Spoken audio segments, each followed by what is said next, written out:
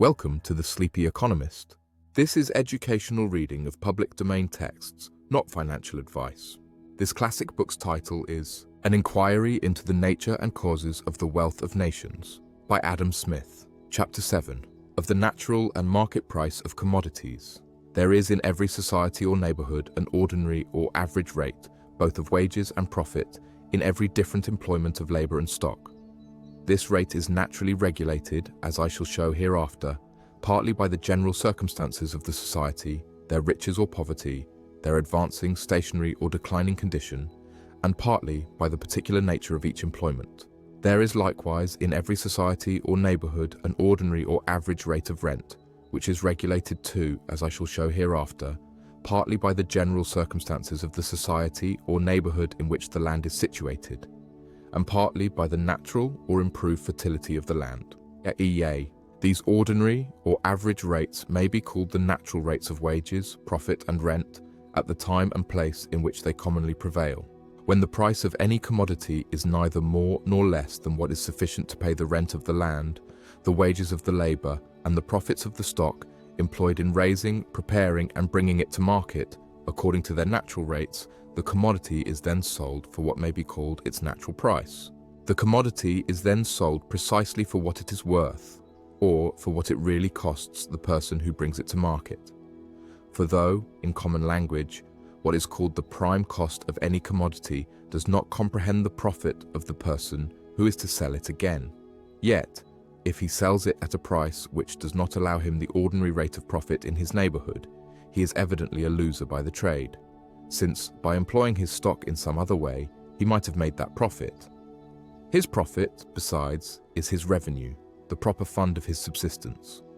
As, while he is preparing and bringing the goods to market, he advances to his workmen their wages or their subsistence, so he advances to himself, in the same manner, his own subsistence, which is generally suitable to the profit which he may reasonably expect from the sale of his goods.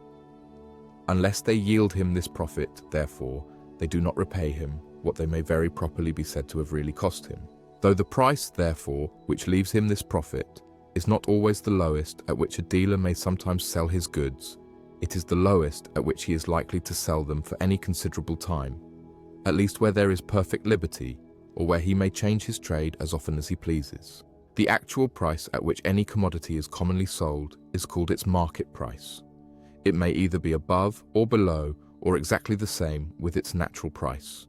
The market price of every particular commodity is regulated by the proportion between the quantity which is actually brought to market and the demand of those who are willing to pay the natural price of the commodity, or the whole value of the rent, labor and profit which must be paid in order to bring it thither. Such people may be called the effectual demanders, and their demand the effectual demand, since it may be sufficient to effectuate the bringing of the commodity to market. It is different from the absolute demand. A very poor man may be said, in some sense, to have a demand for a coach and six. He might like to have it, but his demand is not an effectual demand, as the commodity can never be brought to market in order to satisfy it. When the quantity of any commodity which is brought to market falls short of the effectual demand, all those who are willing to pay the whole value of the rent, wages and profit which must be paid in order to bring it thither, cannot be supplied with the quantity which they want. Rather than want it altogether, some of them will be willing to give more. A competition will immediately begin among them, and the market price will rise more or less above the natural price, according as either the greatness of the deficiency or the wealth and wanton luxury of the competitors happen to animate more or less the eagerness of the competition. Among competitors of equal wealth and luxury, the same deficiency will generally occasion a more or less eager competition, according as the acquisition of the commodity happens to be of more or less importance to them. Hence the exorbitant price of the necessaries of life during the blockade of a town or in a famine. When the quantity brought to market exceeds the effectual demand, it cannot be all sold to those who are willing to pay the whole value of the rent, wages and profit, which must be paid in order to bring it thither. Some part must be sold to those who are willing to pay less, and the low price which they give for it must reduce the price of the whole. The market price will sink more or less below the natural price, according as the greatness of the excess increases more or less the competition of the sellers, or according as it happens to be more or less important to them to get immediately rid of the commodity.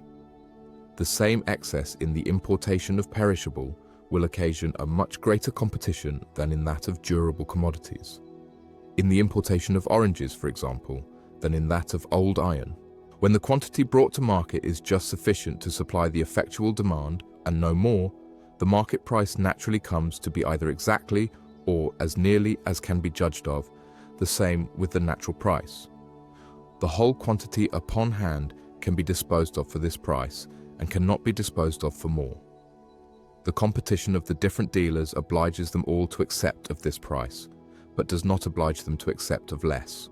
The quantity of every commodity brought to market naturally suits itself to the effectual demand.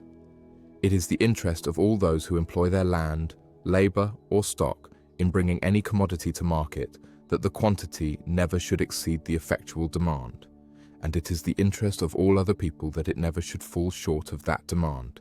If at any time it exceeds the effectual demand, some of the component parts of its price must be paid below their natural rate. If it is rent, the interest of the landlords will immediately prompt them to withdraw a part of their land, and if it is wages or profit, the interest of the laborers in the one case and of their employers in the other will prompt them to withdraw a part of their labor or stock from this employment. The quantity brought to market will soon be no more than sufficient to supply the effectual demand. All the different parts of its price will rise to their natural rate, and the whole price to its natural price. If, on the contrary, the quantity brought to market should at any time fall short of the effectual demand, some of the component parts of its price must rise above their natural rate. If it is rent, the interest of all other landlords will naturally prompt them to prepare more land for the raising of this commodity. If it is wages or profit, the interest of all other laborers and dealers will soon prompt them to employ more labor and stock in preparing and bringing it to market. The quantity brought thither will soon be sufficient to supply the effectual demand. All the different parts of its price will soon sink to their natural rate, and the whole price to its natural price. The natural price, therefore, is, as it were, the central price to which the prices of all commodities are continually gravitating. Different accidents may sometimes keep them suspended a good deal above it, and sometimes force them down even somewhat below it. But whatever may be the obstacles which hinder them from settling in this center of repose and continuance, they are constantly tending towards it. The whole quantity of industry annually employed in order to bring any commodity to market naturally suits itself in this manner to the effectual demand. It naturally aims at bringing always that precise quantity thither which may be sufficient to supply, and no more than supply, that demand. But, in some employments, the same quantity of industry will, in different years, produce very different quantities of commodities, while in others, it will produce always the same, or very nearly the same. The same number of laborers in husbandry will, in different years, produce very different quantities of corn, wine, oil, hops, etc.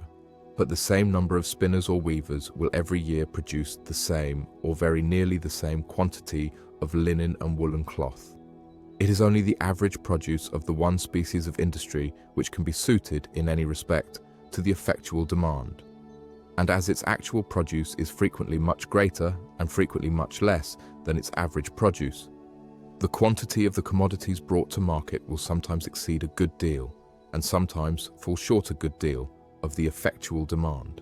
Even though that demand, therefore, should continue always the same, their market price will be liable to great fluctuations, will sometimes fall a good deal below and sometimes rise a good deal above their natural price. In the other species of industry, the produce of equal quantities of labor being always the same, or very nearly the same, it can be more exactly suited to the effectual demand. While that demand continues the same, therefore, the market price of the commodities is likely to do so too, and to be either altogether, or as nearly as can be judged of, the same with the natural price. That the price of linen and woolen cloth is liable neither to such frequent nor to such great variations as the price of corn, every man's experience will inform him. The price of the one species of commodities varies only with the variations in the demand. That of the other varies not only with the variations in the demand, but with the much greater and more frequent variations in the quantity of what is brought to market in order to supply that demand. The occasional and temporary fluctuations in the market price of any commodity fall chiefly upon those parts of its price which resolve themselves into wages and profit. That part which resolves itself into rent is less affected by them. A rent certain in money is not in the least affected by them, either in its rate or in its value. A rent which consists either in a certain proportion or in a certain quantity of the rude produce is no doubt affected in its yearly value by all the occasional and temporary fluctuations in the market price of that rude produce, but it is seldom affected by them in its yearly rate. In settling the terms of the lease, the landlord and farmer endeavour, according to their best judgment, to adjust that rate, not to the temporary and occasional, but to the average and ordinary price of the produce. Such fluctuations affect both the value and the rate, either of wages or of profit, according as the market happens to be either overstocked or understocked with commodities or with labour, with work done or with work to be done. A public mourning raises the price of black cloth, with which the market is almost always understocked upon such occasions, and augments the profits of the merchants who possess any considerable quantity of it. It has no effect upon the wages of the weavers. The market is understocked with commodities, not with labour, with work done, not with work to be done. It raises the wages of journeyman tailors. The market is here understocked with labour. There is an effectual demand for more labour, for more work to be done than can be had. It sinks the price of coloured silks and cloths, and thereby reduces the profits of the merchants who have any considerable quantity of them upon hand. It sinks, too, the wages of the workmen employed in preparing such commodities, for which all demand is stopped for 6 months, perhaps for a 12-month. The market is here overstocked both with commodities and with labour. But though the market price of every particular commodity is in this manner continually gravitating, if one may say so, towards the natural price, yet sometimes particular accidents, sometimes natural causes, and sometimes particular regulations of policy may, in many commodities, keep up the market price for a long time together, a good deal above the natural price. When, by an increase in the effectual demand, the market price of some particular commodity happens to rise a good deal above the natural price, those who employ their stocks in supplying that market are generally careful to conceal this change. If it was commonly known, their great profit would tempt so many new rivals to employ their stocks in the same way that, the effectual demand being fully supplied, the market price would soon be reduced to the natural price, and perhaps, for some time, even below it. If the market is at a great distance from the residence of those who supply it, they may sometimes be able to keep the secret for several years together, and may so long enjoy their extraordinary profits without any new rivals. Secrets of this kind, however, it must be acknowledged, can seldom be long kept, and the extraordinary profit can last very little longer than they are kept. Secrets in manufactures are capable of being longer kept than secrets in trade. A dyer who has found the means of producing a particular colour with materials which cost only half the price of those commonly made use of may, with good management, enjoy the advantage of his discovery as long as he lives, and even leave it as a legacy to his posterity. His extraordinary gains arise from the high price which is paid for his private labour. They properly consist in the high wages of that labour.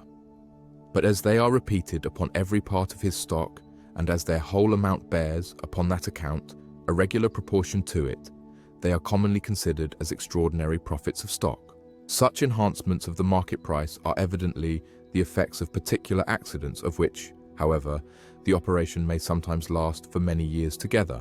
Some natural productions require such a singularity of soil and situation that all the land in a great country, which is fit for producing them, may not be sufficient to supply the effectual demand.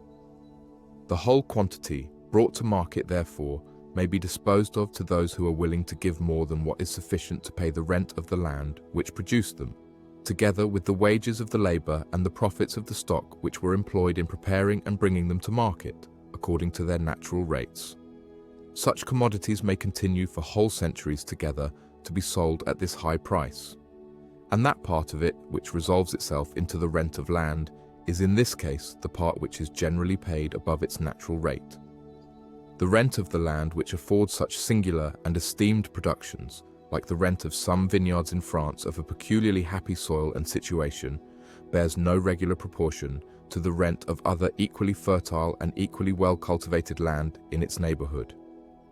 The wages of the labor and the profits of the stock employed in bringing such commodities to market, on the contrary, are seldom out of their natural proportion to those of the other employments of labor and stock in their neighborhood.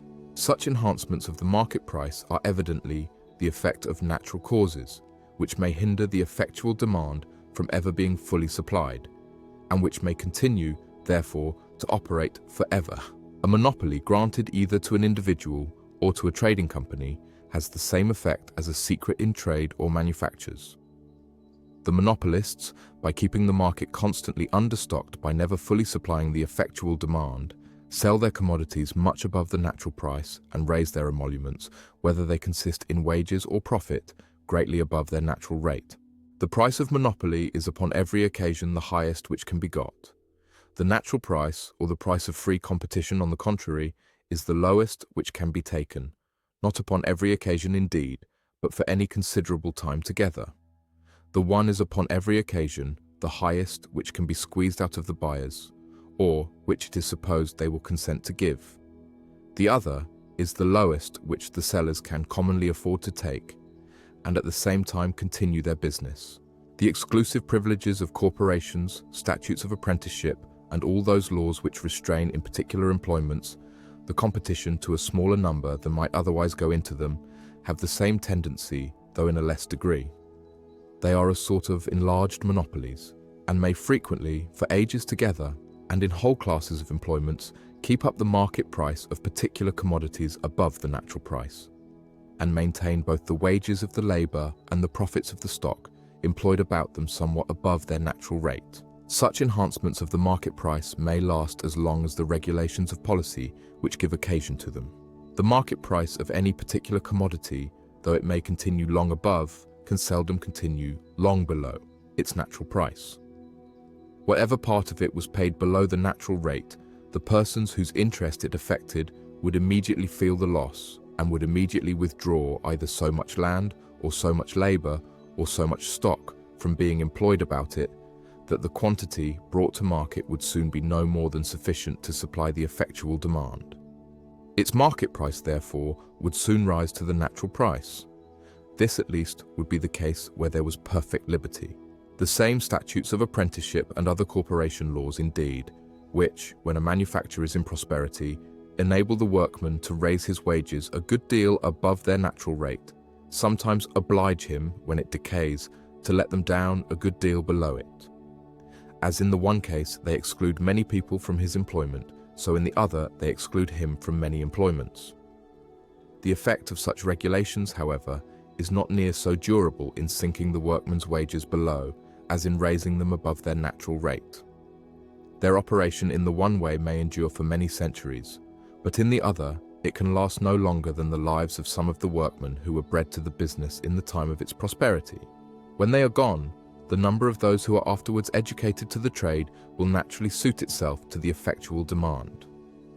The policy must be as violent as that of Indostan or ancient Egypt, where every man was bound by a principle of religion to follow the occupation of his father and was supposed to commit the most horrid sacrilege if he changed it for another, which can, in any particular employment, and for several generations together, sink either the wages of labor or the profits of stock below their natural rate.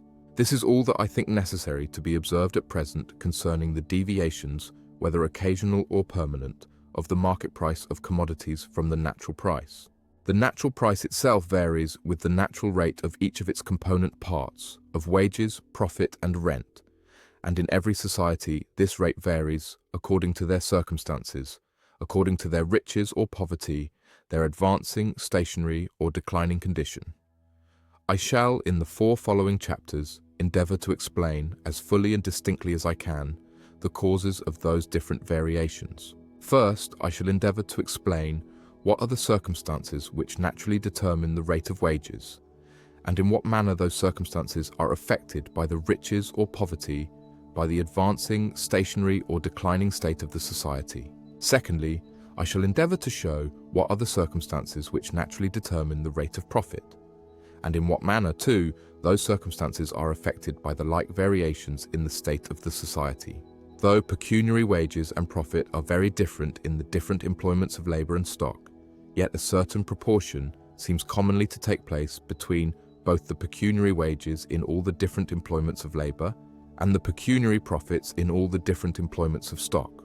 This proportion, it will appear hereafter, depends partly upon the nature of the different employments and partly upon the different laws and policy of the society in which they are carried on. But though in many respects dependent upon the laws and policy, this proportion seems to be little affected by the riches or poverty of that society, by its advancing, stationary or declining condition, but to remain the same, or very nearly the same, in all those different states. I shall, in the third place, endeavour to explain all the different circumstances which regulate this proportion. In the fourth and last place, I shall endeavour to show what are the circumstances which regulate the rent of land, and which either raise or lower the real price of all the different substances which it produces. Chapter VII of the wages of labour. The produce of labour constitutes the natural recompense or wages of labour. In that original state of things which precedes both the appropriation of land and the accumulation of stock, the whole produce of labour belongs to the labourer. He has neither landlord nor master to share with him. Had this state continued, the wages of labour would have augmented with all those improvements in its productive powers to which the division of labour gives occasion. All things would gradually have become cheaper. They would have been produced by a smaller quantity of labour, and as the commodities produced by equal quantities of labour would naturally in this state of things be exchanged for one another, they would have been purchased likewise with the produce of a smaller quantity. But though all things would have become cheaper in reality, in appearance many things might have become dearer than before, or have been exchanged for a greater quantity of other goods. Let us suppose, for example, that in the greater part of employments the productive powers of labour had been improved to tenfold, or that a day's labour could produce 10 times the quantity of work which it had done originally, but that in a particular employment they had been improved only to double, or that a day's labour could produce only twice the quantity of work which it had done before. In exchanging the produce of a day's labour in the greater part of employments for that of a day's labour in this particular one, 10 times the original quantity of work in them would purchase only twice the original quantity in it. Any particular quantity in it, therefore, a pound weight, for example, would appear to be 5 times dearer than before. In reality, however, it would be twice as cheap. Though it required 5 times the quantity of other goods to purchase it, it would require only half the quantity of labour either to purchase or to produce it. The acquisition, therefore, would be twice as easy as before. But this original state of things, in which the labourer enjoyed the whole produce of his own labour, could not last beyond the first introduction of the appropriation of land and the accumulation of stock. It was at an end, therefore, long before the most considerable improvements were made in the productive powers of labour, and it would be to no purpose to trace further what might have been its effects upon the recompense or wages of labour.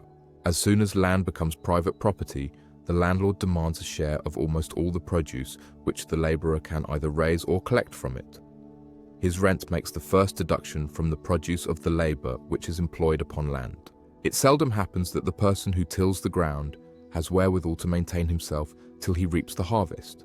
His maintenance is generally advanced to him from the stock of a master, the farmer who employs him, and who would have no interest to employ him, unless he was to share in the produce of his labour, or unless his stock was to be replaced to him with a profit. This profit makes a second deduction from the produce of the labour which is employed upon land. The produce of almost all other labour is liable to the like deduction of profit. In all arts and manufactures, the greater part of the workmen stand in need of a master, to advance them the materials of their work, and their wages and maintenance till it be completed. He shares in the produce of their labour, or in the value which it adds to the materials upon which it is bestowed, and in this share consists his profit. It sometimes happens, indeed, that a single independent workman has stock sufficient both to purchase the materials of his work and to maintain himself till it be completed. He is both master and workman, and enjoys the whole produce of his own labour, or the whole value which it adds to the materials upon which it is bestowed. It includes what are usually 2 distinct revenues, belonging to 2 distinct persons, the profits of stock and the wages of labour. Such cases, however, are not very frequent. And in every part of Europe, 20 workmen serve under a master for one that is independent. and the wages of labor are everywhere understood to be what they usually are when the laborer is one person and the owner of the stock which employs him another. What are the common wages of labor depends everywhere upon the contract usually made between those two parties, whose interests are by no means the same. The workmen desire to get as much, the masters to give as little as possible. The former are disposed to combine in order to raise, the latter in order to lower the wages of labor. It is not, however, difficult to foresee which of the two parties must, upon all ordinary occasions, have the advantage in the dispute, and force the other into a compliance with their terms. The masters, being fewer in number, can combine much more easily, and the law besides authorizes or at least does not prohibit their combinations, while it prohibits those of the workmen. We have no Acts of Parliament against combining to lower the price of work, but many against combining to raise it. In all such disputes, the masters can hold out much longer. A landlord, a farmer, a master manufacturer, or merchant, though they did not employ a single workman, could generally live a year or two upon the stocks which they have already acquired. Many workmen could not subsist a week, few could subsist a month, and scarce any a year without employment. In the long run, the workman may be as necessary to his master as his master is to him, but the necessity is not so immediate. We rarely hear it has been said of the combinations of masters, though frequently of those of workmen. But whoever imagines upon this account that masters rarely combine is as ignorant of the world as of the subject. Masters are always and everywhere in a sort of tacit but constant and uniform combination, not to raise the wages of labor above their actual rate. To violate this combination is everywhere a most unpopular action, and a sort of reproach to a master among his neighbors and equals. We seldom, indeed, hear of this combination, because it is the usual and, one may say, the natural state of things, which nobody ever hears of. Masters, too, sometimes enter into particular combinations to sink the wages of labor even below this rate. These are always conducted with the utmost silence and secrecy till the moment of execution, and when the workmen yield, as they sometimes do without resistance, though severely felt by them, they are never heard of by other people. Such combinations, however, are frequently resisted by a contrary defensive combination of the workmen, who sometimes, too, without any provocation of this kind, combine, of their own accord, to raise the price of their labor. Their usual pretenses are sometimes the high price of provisions, sometimes the great profit which their masters make by their work. But whether their combinations be offensive or defensive, they are always abundantly heard of. In order to bring the point to a speedy decision, they have always recourse to the loudest clamor, and sometimes to the most shocking violence and outrage. They are desperate, and act with the folly and extravagance of desperate men, who must either starve or frighten their masters into an immediate compliance with their demands. The masters, upon these occasions, are just as clamorous upon the other side, and never cease to call aloud for the assistance of the civil magistrate and the rigorous execution of those laws which have been enacted with so much severity against the combination of servants, laborers, and journeymen. The workmen, accordingly, very seldom derive any advantage from the violence of those tumultuous combinations, which, partly from the interposition of the civil magistrate, partly from the superior steadiness of the masters, partly from the necessity which the greater part of the workmen are under of submitting for the sake of present subsistence, generally end in nothing but the punishment or ruin of the ringleaders. But though, in disputes with their workmen, masters must generally have the advantage, there is, however, a certain rate, below which it seems impossible to reduce, for any considerable time, the ordinary wages even of the lowest species of labor. A man must always live by his work, and his wages must at least be sufficient to maintain him. They must even, upon most occasions, be somewhat more, otherwise it would be impossible for him to bring up a family, and the race of such workmen could not last beyond the first generation. Mr. Cantillon seems, upon this account, to suppose that the lowest species of common labourers must everywhere earn at least double their own maintenance, in order that, one with another, they may be enabled to bring up 2 children, the labour of the wife, on account of her necessary attendance on the children, being supposed no more than sufficient to provide for herself. But 1/2 the children born, it is computed, die before the age of manhood. The poorest labourers, therefore, according to this account, must, one with another, attempt to rear at least 4 children, in order that 2 may have an equal chance of living to that age. But the necessary maintenance of 4 children, it is supposed, may be nearly equal to that of 1 man. The labor of an able-bodied slave, the same author adds, is computed to be worth double his maintenance. And that of the meanest laborer, he thinks, cannot be worth less than that of an able-bodied slave. Thus far, at least, seems certain that, in order to bring up a family, the labor of the husband and wife together must, even in the lowest species of common labor, be able to earn something more than what is precisely necessary for their own maintenance. But in what proportion, whether in that above mentioned or any other, I shall not take upon me to determine. There are certain circumstances, however, which sometimes give the laborers an advantage and enable them to raise their wages considerably above this rate, evidently the lowest which is consistent with common humanity.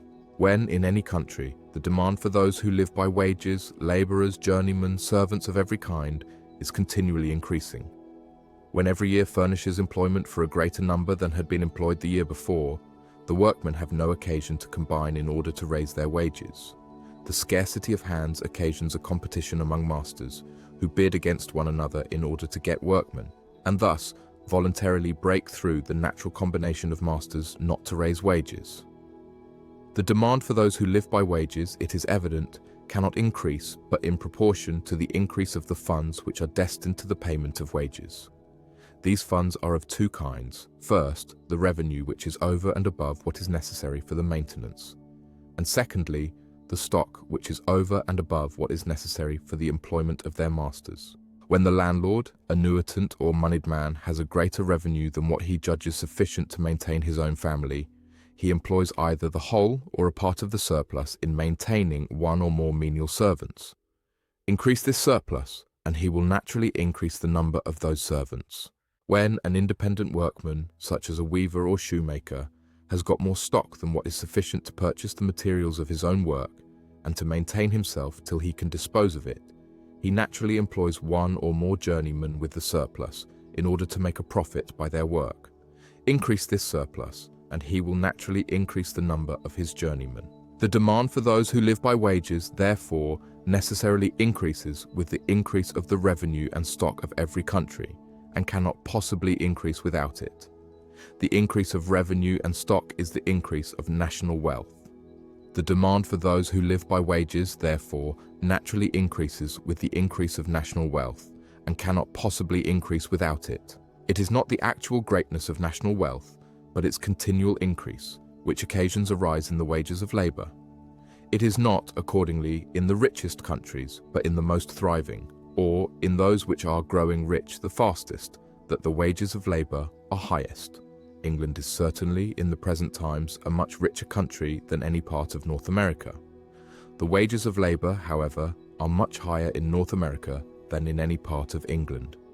In the province of New York, common laborers earned in 1773, before the commencement of the late disturbances, 3 shillings and 6pence currency, equal to 2 shillings sterling a day.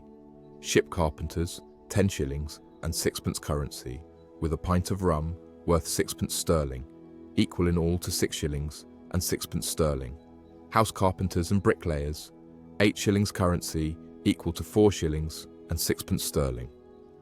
Journeyman tailors, 5 shillings currency, equal to about 2 shillings and 10pence sterling. These prices are all above the London price, and wages are said to be as high in the other colonies as in New York. The price of provisions is everywhere in North America much lower than in England. A dearth has never been known there. In the worst seasons, they have always had a sufficiency for themselves, though less for exportation. If the money price of labor, therefore, be higher than it is anywhere in the mother country, its real price, the real command of the necessaries and conveniencies of life which it conveys to the laborer, must be higher in a still greater proportion. But though North America is not yet so rich as England, it is much more thriving, and advancing with much greater rapidity to the further acquisition of riches. The most decisive mark of the prosperity of any country is the increase of the number of its inhabitants. In Great Britain and most other European countries, they are not supposed to double in less than 500 years. In the British colonies in North America, it has been found that they double in 20 or 5 and 20 years. Nor in the present times is this increase principally owing to the continual importation of new inhabitants, but to the great multiplication of the species. Those who live to old age, it is said, frequently see there from 50 to 100, and sometimes many more, descendants from their own body. Labour is there so well rewarded that a numerous family of children, instead of being a burden, is a source of opulence and prosperity to the parents.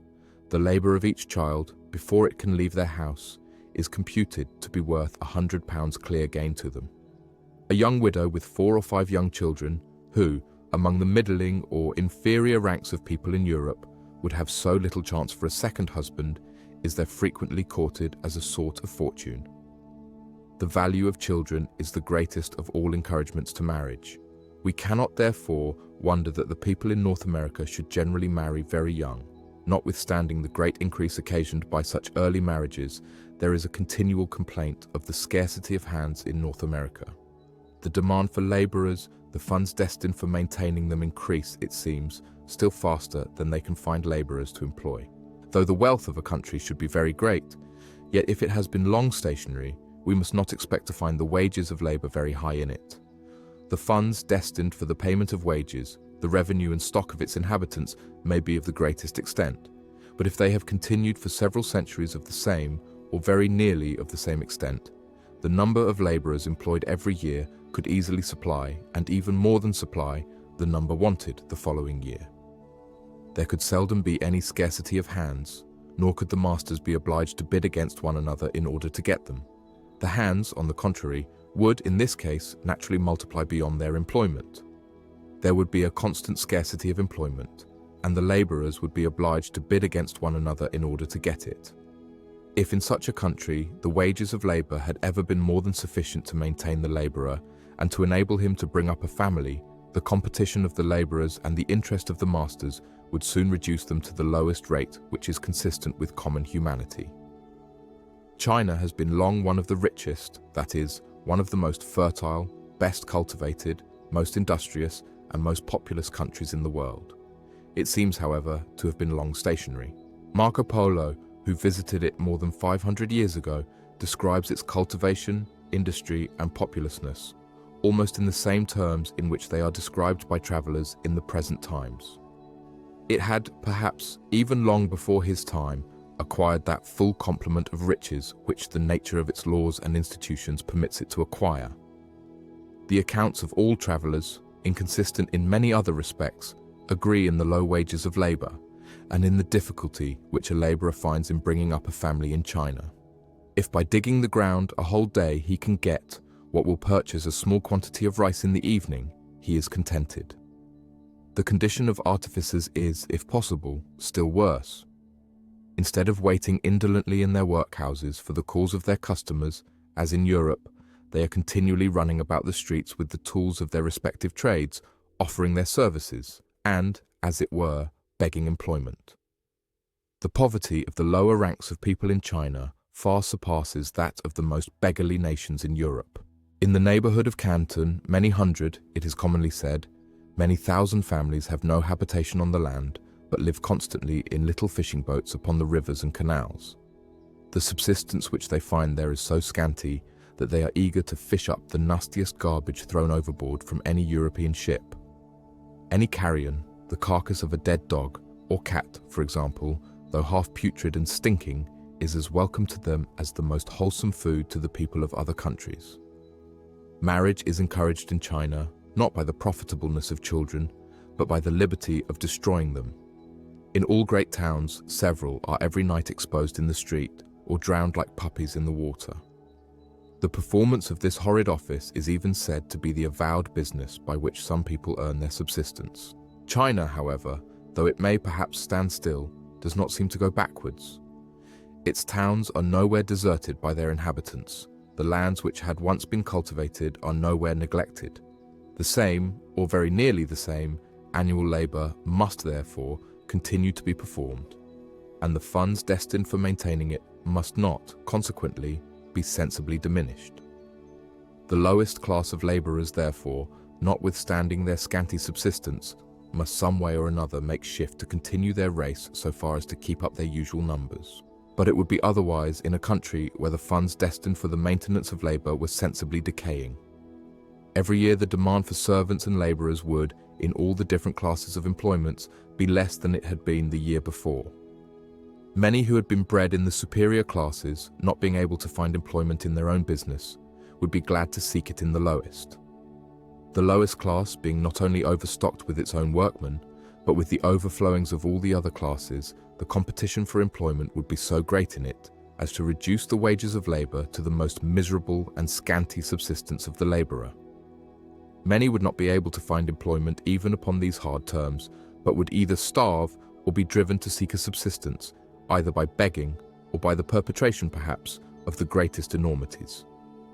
Want, famine, and mortality would immediately prevail in that class, and from thence extend themselves to all the superior classes, till the number of inhabitants in the country was reduced to what could easily be maintained by the revenue and stock which remained in it, and which had escaped either the tyranny or calamity which had destroyed the rest.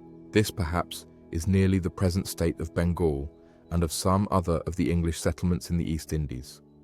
In a fertile country, which had before been much depopulated, where subsistence consequently should not be very difficult, and where, notwithstanding, 300,000 or 400,000 people die of hunger in 1 year, we may be assured that the funds destined for the maintenance of the labouring poor are fast decaying. The difference between the genius of the British Constitution, which protects and governs North America, and that of the mercantile company which oppresses and domineers in the East Indies, cannot, perhaps, be better illustrated than by the different state of those countries. The liberal reward of labour, therefore, as it is the necessary effect, so it is the natural symptom of increasing national wealth. The scanty maintenance of the labouring poor, on the other hand, is the natural symptom that things are at a stand, and their starving condition that they are going fast backwards. In Great Britain, the wages of labour seem, in the present times, to be evidently more than what is precisely necessary to enable the labourer to bring up a family. In order to satisfy ourselves upon this point, it will not be necessary to enter into any tedious or doubtful calculation of what may be the lowest sum upon which it is possible to do this. There are many plain symptoms that the wages of labour are nowhere in this country regulated by this lowest rate, which is consistent with common humanity. First, in almost every part of Great Britain, there is a distinction, even in the lowest species of labour, between summer and winter wages. Summer wages are always highest. But on account of the extraordinary expense of fuel, the maintenance of a family is most expensive in winter.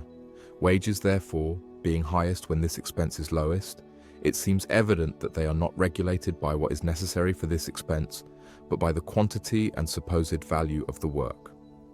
A labourer, it may be said, indeed, ought to save part of his summer wages in order to defray his winter expense, and that, through the whole year, they do not exceed what is necessary to maintain his family through the whole year.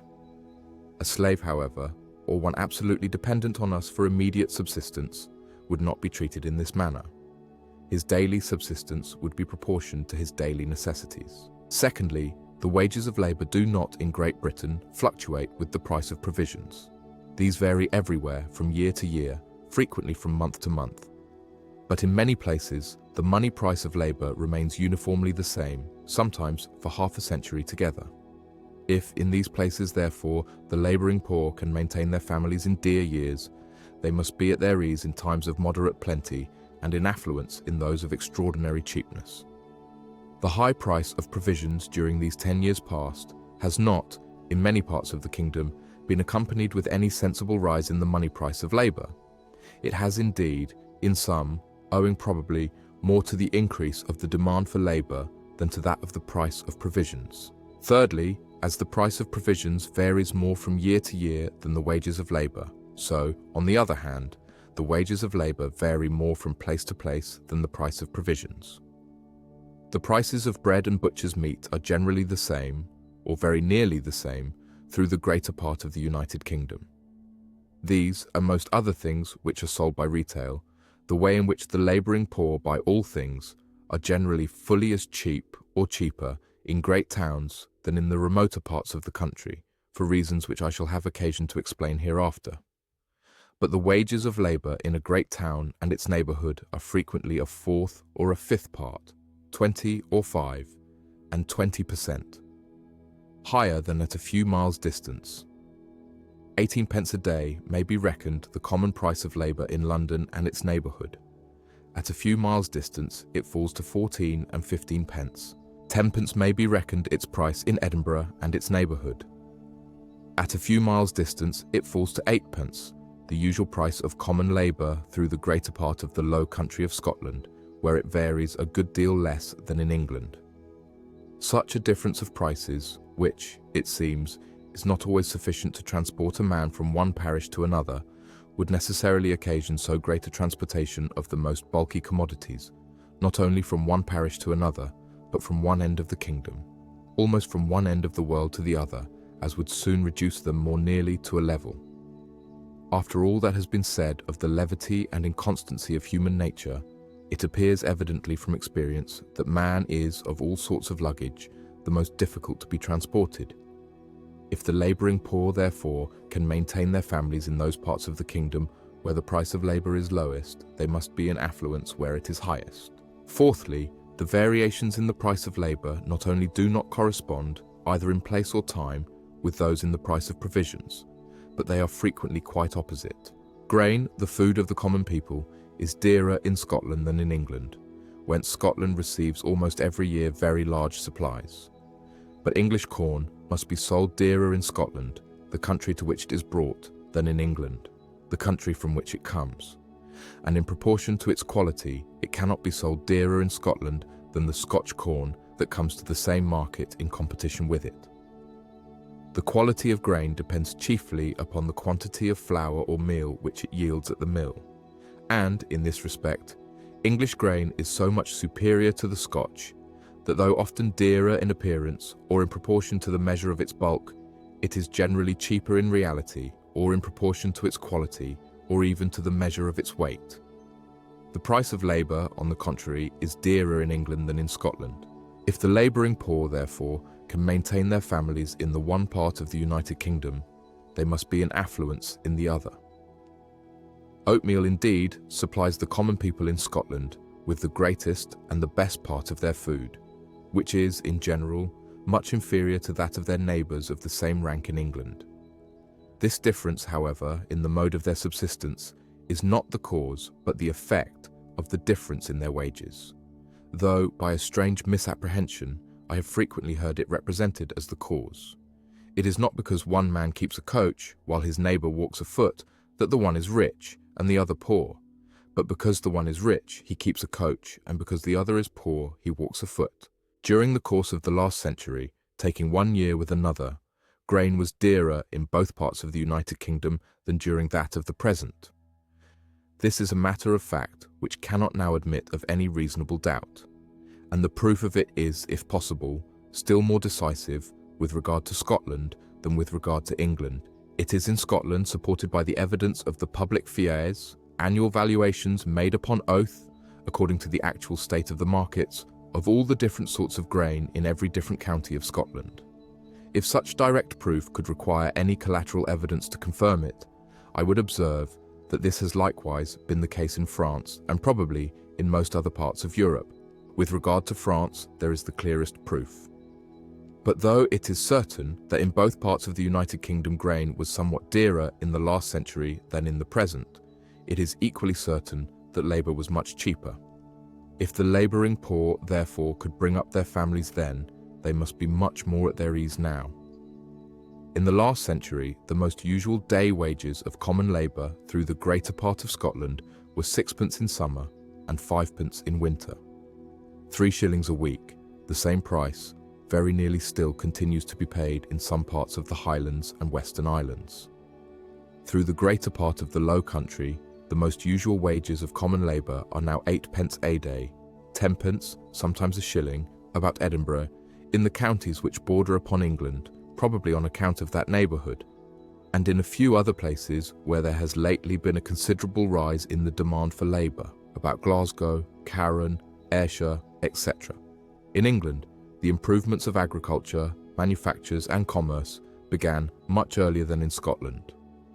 The demand for labour, and consequently its price, must necessarily have increased with those improvements. In the last century, accordingly, as well as in the present, the wages of labour were higher in England than in Scotland. They have risen too, considerably since that time, though, on account of the greater variety of wages paid there in different places, it is more difficult to ascertain how much. In 1614, the pay of a foot soldier was the same as in the present times, 8d. a day. When it was first established, it would naturally be regulated by the usual wages of common labourers, the rank of people from which foot soldiers are commonly drawn. Lord Chief Justice Hales, who wrote in the time of Charles II, computes the necessary expense of a labourer's family, consisting of 6 persons, the father and mother, 2 children able to do something and 2 not able, at 10 shillings a week or £26 a year. If they cannot earn this by their labour, they must make it up, he supposes, either by begging or stealing. He appears to have inquired very carefully into this subject. See his scheme for the maintenance of the poor in Burns' History of the Poor Laws. In 1688, Mr. Gregory King, whose skill in political arithmetic is so much extolled by Dr. Davenant, computed the ordinary income of labourers and outservants to be £15 a year to a family, which he supposed to consist, one with another, of 3½ persons. His calculation, therefore, though different in appearance, corresponds very nearly at bottom with that of Judge Hales. Both suppose the weekly expense of such families to be about 20d. a head. Both the pecuniary income and expense of such families have increased considerably since that time through the greater part of the kingdom, in some places more and in some less, though perhaps scarce anywhere so much as some exaggerated accounts of the present wages of labour have lately represented them to the public. The price of labour, it must be observed, cannot be ascertained very accurately anywhere, different prices being often paid at the same place and for the same sort of labour, not only according to the different abilities of the workmen, but according to the easiness or hardness of the masters. Where wages are not regulated by law, all that we can pretend to determine is what are the most usual, and experience seems to show that law can never regulate them properly, though it has often pretended to do so. The real recompense of labour, the real quantity of the necessaries and conveniencies of life which it can procure to the labourer, has, during the course of the present century, increased perhaps in a still greater proportion than its money price.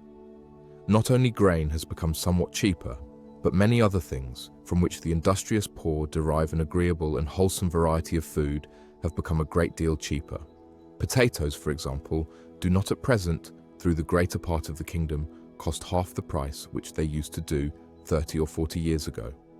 The same thing may be said of turnips, carrots, cabbages, things which were formerly never raised but by the spade, but which are now commonly raised by the plough.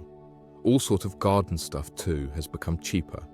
The greater part of the apples, and even of the onions consumed in Great Britain, were, in the last century, imported from Flanders. The great improvements in the coarser manufactories of both linen and woolen cloth furnished the labourers with cheaper and better clothing, and those in the manufactories of the coarser metals with cheaper and better instruments of trade, as well as with many agreeable and convenient pieces of household furniture. Soap, salt, candles, leather, and fermented liquors have indeed become a good deal dearer, chiefly from the taxes which have been laid upon them. The quantity of these, however, which the labouring poor are under any necessity of consuming, is so very small that the increase in their price does not compensate the diminution in that of so many other things. The common complaint that luxury extends itself even to the lowest ranks of the people, and that the labouring poor will not now be contented with the same food, clothing and lodging which satisfied them in former times, may convince us that it is not the money price of labour only, but its real recompense, which has augmented. Is this improvement in the circumstances of the lower ranks of the people to be regarded as an advantage or as an inconveniency to the society? The answer seems at first abundantly plain. Servants, labourers, and workmen of different kinds make up the far greater part of every great political society. But what improves the circumstances of the greater part can never be regarded as any inconveniency to the whole. No society can surely be flourishing and happy of which the far greater part of the members are poor and miserable. It is but equity, besides, that they who feed, clothe, and lodge the whole body of the people should have such a share of the produce of their own labour as to be themselves tolerably well fed, clothed, and lodged. Poverty, though it no doubt discourages, does not always prevent marriage. It seems even to be favourable to generation. A half-starved Highland woman frequently bears more than 20 children, while a pampered fine lady is often incapable of bearing any, and is generally exhausted by 2 or 3. Barrenness, so frequent among women of fashion, is very rare among those of inferior station. Luxury in the fair sex, while it inflames perhaps the passion for enjoyment, seems always to weaken and frequently to destroy altogether the powers of generation. But poverty, though it does not prevent the generation, is extremely unfavourable to the rearing of children. The tender plant is produced, but in so cold a soil and so severe a climate, soon withers and dies. It is not uncommon, I have been frequently told, in the Highlands of Scotland, for a mother who has borne 20 children not to have 2 alive. Several officers of great experience have assured me that so far from recruiting their regiment, they have never been able to supply it with drums and fifes from all the soldiers' children that were born in it. A greater number of fine children, however, is seldom seen anywhere than about a barrack of soldiers. Very few of them, it seems, arrive at the age of 13 or 14. In some places, one half the children die before they are 4 years of age, in many places before they are 7, and in almost all places before they are 9 or 10. This great mortality, however, will everywhere be found chiefly among the children of the common people, who cannot afford to tend them with the same care as those of better station. Though their marriages are generally more fruitful than those of people of fashion, a smaller proportion of their children arrive at maturity. In foundling hospitals and among the children brought up by parish charities, the mortality is still greater than among those of the common people. Every species of animals naturally multiplies in proportion to the means of their subsistence, and no species can ever multiply beyond it. But in civilized society, it is only among the inferior ranks of people that the scantiness of subsistence can set limits to the further multiplication of the human species. And it can do so in no other way than by destroying a great part of the children which their fruitful marriages produce. The liberal reward of labour, by enabling them to provide better for their children, and consequently to bring up a greater number, naturally tends to widen and extend those limits. It deserves to be remarked, too, that it necessarily does this as nearly as possible in the proportion which the demand for labour requires. If this demand is continually increasing, the reward of labour must necessarily encourage in such a manner the marriage and multiplication of labourers, as may enable them to supply that continually increasing demand by a continually increasing population. If the reward should at any time be less than what was requisite for this purpose, the deficiency of hands would soon raise it, and if it should at any time be more, their excessive multiplication would soon lower it to this necessary rate. The market would be so much understocked with labour in the one case, and so much overstocked in the other, as would soon force back its price to that proper rate which the circumstances of the society required. It is in this manner that the demand for men, like that for any other commodity, necessarily regulates the production of men, quickens it when it goes on too slowly, and stops it when it advances too fast. It is this demand which regulates and determines the state of propagation in all the different countries of the world, in North America, in Europe, and in China, which renders it rapidly progressive, in the first, slow and gradual in the second, and altogether stationary in the last. The wear and tear of a slave, it has been said, is at the expense of his master, but that of a free servant is at his own expense. The wear and tear of the latter, however, is, in reality, as much at the expense of his master as that of the former. The wages paid to journeymen and servants of every kind must be such as may enable them, one with another, to continue the race of journeymen and servants according as the increasing, diminishing, or stationary demand of the society may happen to require. But though the wear and tear of a free servant be equally at the expense of his master, it generally costs him much less than that of a slave. The fund destined for replacing or repairing, if I may say so, the wear and tear of the slave is commonly managed by a negligent master or careless overseer. That destined for performing the same office with regard to the freeman is managed by the freeman himself. The disorders which generally prevail in the economy of the rich naturally introduce themselves into the management of the former. The strict frugality and parsimonious attention of the poor as naturally establish themselves in that of the latter. Under such different management, the same purpose must require very different degrees of expense to execute it. It appears accordingly from the experience of all ages and nations, I believe, that the work done by freemen comes cheaper in the end than that performed by slaves. It is found to do so even at Boston, New York, and Philadelphia, where the wages of common labor are so very high. The liberal reward of labor, therefore, as it is the effect of increasing wealth, so it is the cause of increasing population. To complain of it is to lament over the necessary cause and effect of the greatest public prosperity. It deserves to be remarked, perhaps, that it is in the progressive state, while the society is advancing to the further acquisition, rather than when it has acquired its full complement of riches, that the condition of the laboring poor, of the great body of the people, seems to be the happiest and the most comfortable.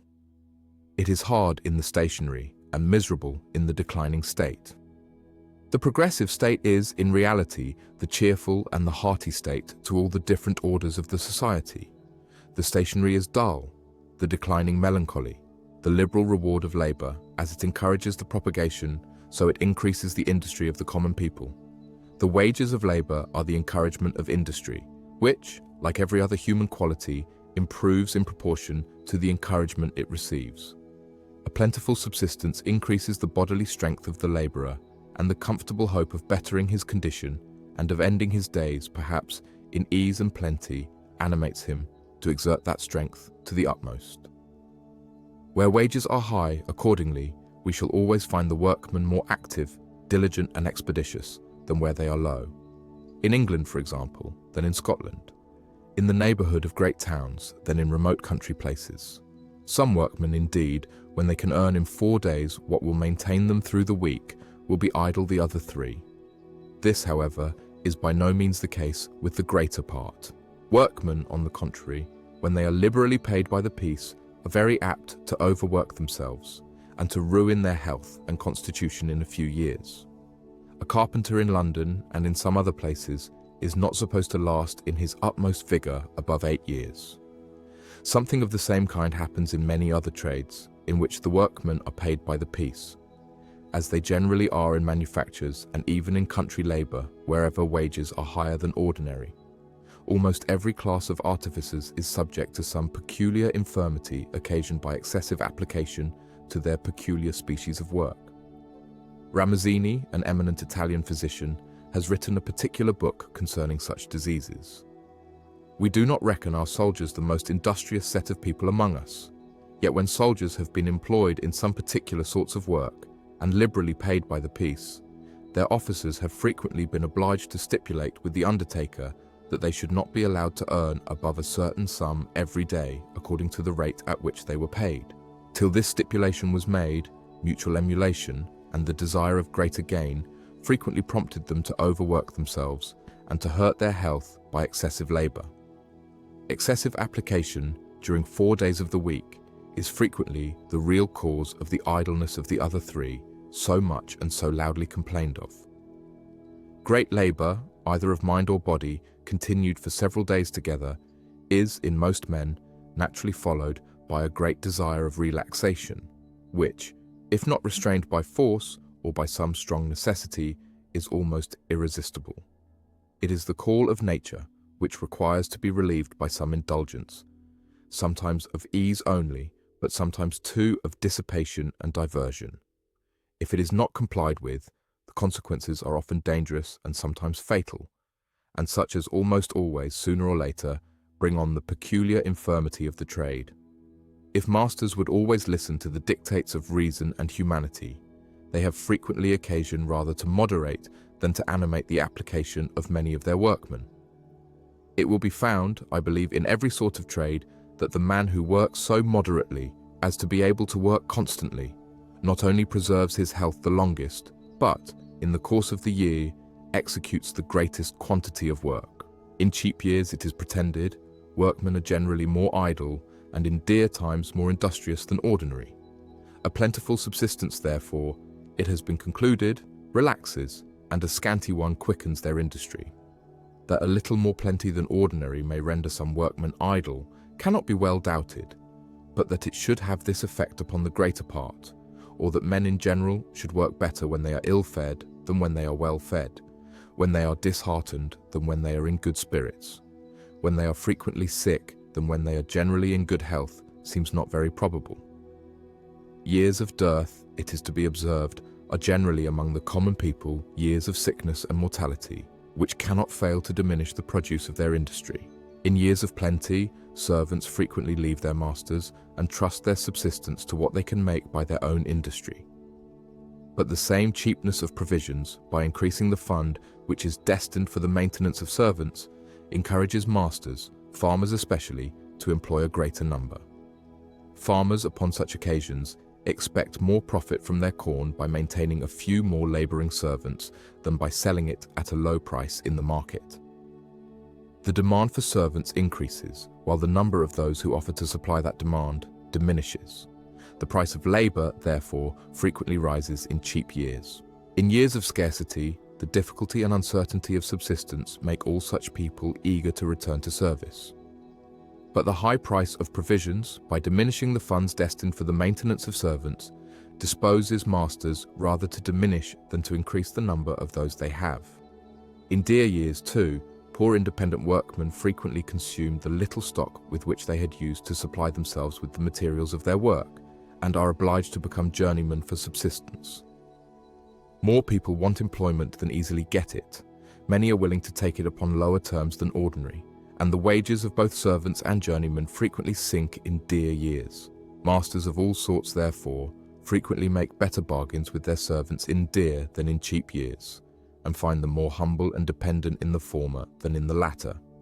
They naturally, therefore, commend the former as more favourable to industry. Landlords and farmers, besides, two of the largest classes of masters, have another reason for being pleased with dear years. The rents of the one and the profits of the other depend very much upon the price of provisions. Nothing can be more absurd, however, than to imagine that men in general should work less when they work for themselves than when they work for other people. A poor independent workman will generally be more industrious than even a journeyman who works by the piece.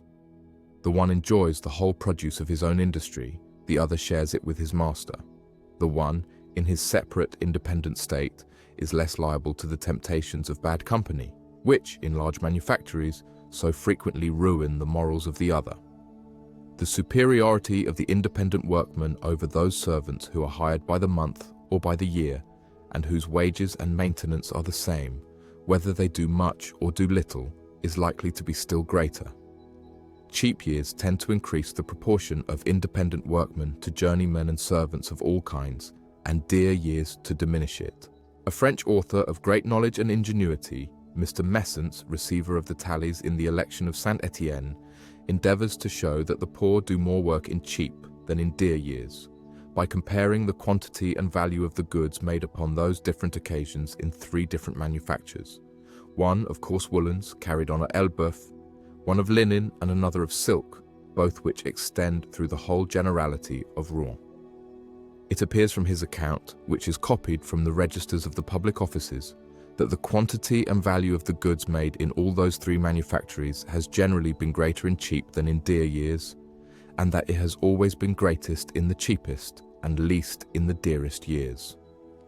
All the 3 seem to be stationary manufactures, or which, though their produce may vary somewhat from year to year, are, upon the whole, neither going backwards nor forwards. The manufacture of linen in Scotland, and that of coarse woolens in the West Riding of Yorkshire, are growing manufactures, of which the produce is generally, though with some variations, increasing both in quantity and value. Upon examining, however, the accounts which have been published of their annual produce, I have not been able to observe that its variations have had any sensible connection with the dearness or cheapness of the seasons. In 1740, a year of great scarcity, both manufactures indeed appear to have declined very considerably, but in 1756, another year of great scarcity, the Scotch manufactures made more than ordinary advances. The Yorkshire manufacture indeed declined, and its produce did not rise to what it had been in 1755 till 1766, after the repeal of the American Stamp Act. In that and the following year, it greatly exceeded what it had ever been before, and it has continued to advance ever since. The produce of all great manufactures for distant sale must necessarily depend, not so much upon the dearness or cheapness of the seasons in the countries where they are carried on, as upon the circumstances which affect the demand in the countries where they are consumed, upon peace or war, upon the prosperity or declension of other rival manufactures, and upon the good or bad humour of their principal customers. A great part of the extraordinary work, besides, which is probably done in cheap years, never enters the public registers of manufactures. The men servants who leave their masters become independent labourers. The women return to their parents and commonly spin in order to make clothes for themselves and their families. Even the independent workmen do not always work for public sale, but are employed by some of their neighbours in manufactures for family use. The produce of their labour, therefore, frequently makes no figure in those public registers, of which the records are sometimes published with so much parade, and from which our merchants and manufacturers would often vainly pretend to announce the prosperity or declension of the greatest empires. Though the variations in the price of labour not only do not always correspond with those in the price of provisions, but are frequently quite opposite, we must not, upon this account, imagine that the price of provisions has no influence upon that of labour. The money price of labour is necessarily regulated by two circumstances: the demand for labour and the price of the necessaries and conveniencies of life. The demand for labour, according as it happens to be increasing, stationary, or declining, or to require an increasing stationary or declining population, determines the quantities of the necessaries and conveniencies of life which must be given to the labourer. And the money price of labour is determined by what is requisite for purchasing this quantity. Though the money price of labour, therefore, is sometimes high where the price of provisions is low, it would be still higher, the demand continuing the same if the price of provisions was high. It is because the demand for labour increases in years of sudden and extraordinary plenty, and diminishes in those of sudden and extraordinary scarcity, that the money price of labour sometimes rises in the one and sinks in the other. In a year of sudden and extraordinary plenty, there are funds in the hands of many of the employers of industry, sufficient to maintain and employ a greater number of industrious people than had been employed the year before. And this extraordinary number cannot always be had. Those masters, therefore, who want more workmen, bid against one another in order to get them, which sometimes raises both the real and the money price of their labour. The contrary of this happens in a year of sudden and extraordinary scarcity. The funds destined for employing industry are less than they had been the year before. A considerable number of people are thrown out of employment who bid one against another in order to get it, which sometimes lowers both the real and the money price of labour. In 1740, a year of extraordinary scarcity, many people were willing to work for bare subsistence. In the succeeding years of plenty, it was more difficult to get labourers and servants. The scarcity of a dear year, by diminishing the demand for labour, tends to lower its price as the high price of provisions tends to raise it. The plenty of a cheap year, on the contrary, by increasing the demand, tends to raise the price of labour as the cheapness of provisions tends to lower it. In the ordinary variations of the prices of provisions, those two opposite causes seem to counterbalance one another, which is probably, in part, the reason why the wages of labour are everywhere so much more steady and permanent than the price of provisions. The increase in the wages of labour necessarily increases the price of many commodities, by increasing that part of it which resolves itself into wages, and so far tends to diminish their consumption, both at home and abroad. The same cause, however, which raises the wages of labour, the increase of stock, tends to increase its productive powers, and to make a smaller quantity of labour produce a greater quantity of work. The owner of the stock, which employs a great number of labourers, necessarily endeavours, for his own advantage, to make such a proper division and distribution of employment that they may be enabled to produce the greatest quantity of work possible. For the same reason, he endeavours to supply them with the best machinery which either he or they can think of. What takes place among the labourers in a particular workhouse takes place, for the same reason, among those of a great society. The greater their number, the more they naturally divide themselves into different classes and subdivisions of employments. More heads are occupied in inventing the most proper machinery for executing the work of each, and it is, therefore, more likely to be invented.